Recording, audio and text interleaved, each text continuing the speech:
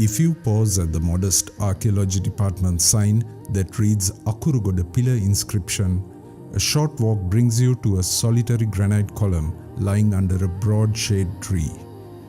About 9 meters of octagonal stone bearing 2nd century BCE Brahmist script. No plaque explains it. It simply occupies its space, a leftover line from a chapter of Tissamaharama that history hasn't fully translated.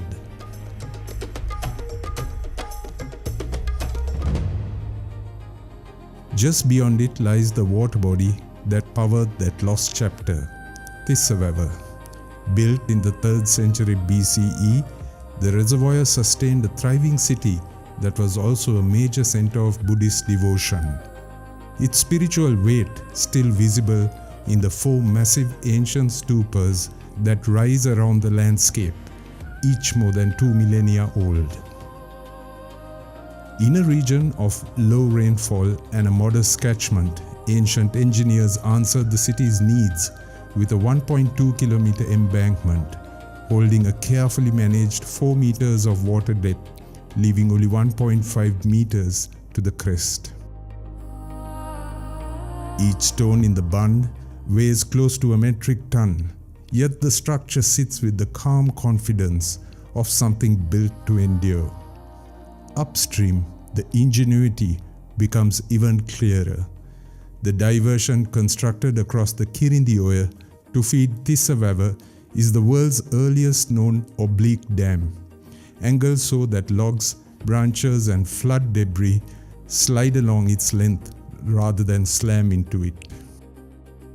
This deflection softens impact loads and protects the intake, a principle Europe would only adopt 2000 years later. A 100-meter flood escape on the eastern side releases overflow into the Wewa, stitching the reservoirs into a coordinated hydraulic cascade system.